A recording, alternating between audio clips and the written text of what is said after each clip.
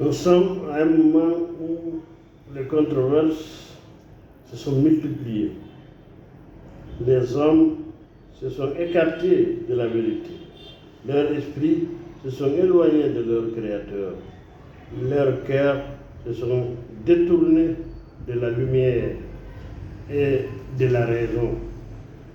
Voici venu le 20e et 21e siècle, l'ère des recherches sur l'atome et la galaxie, l'ère des grandes vitesses et de l'empressement. Depuis l'Antiquité d'ailleurs, Moïse fut envoyé aux Égyptiens pour libérer les Juifs. Les 10 plaies se succédèrent sans pour autant avoir raison de l'esprit pharaonien. L'arrogance, l'obstination et l'aveuglement du pharaon a été confondu par le bon sens, l'endurance, la piété du prophète.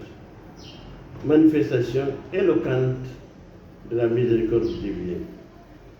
L'esprit pharaonien est en train de revenir de nos jours, conduit par des gens faibles d'esprit, très cupides,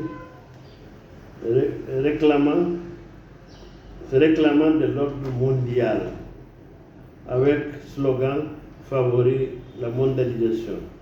Ils veulent être bien partout et sont ennemis jurés de tous les autres qui veulent être bien chez eux.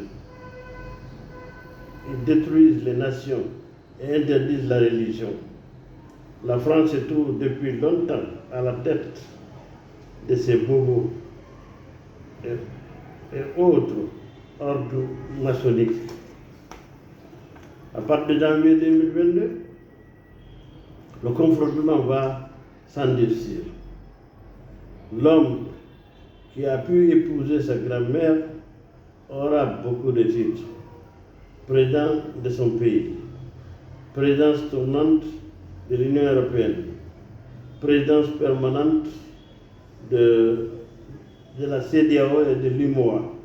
Macron se sentira si fort qu'il va déclencher la guerre partout.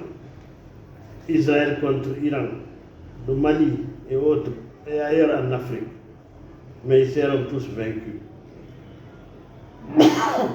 Les peuples se libéreront, y compris le peuple français. J'invite tous les Africains et autres à aider les Maliens à s'en sortir.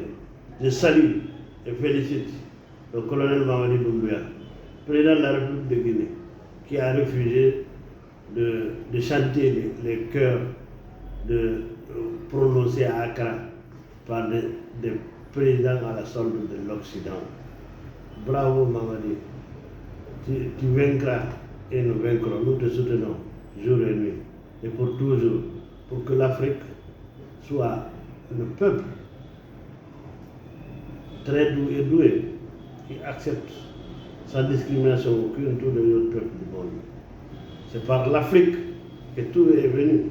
C'est par l'Afrique, c'est vers l'Afrique que le bonheur va se diriger et le monde se sentira mieux. Je vous remercie.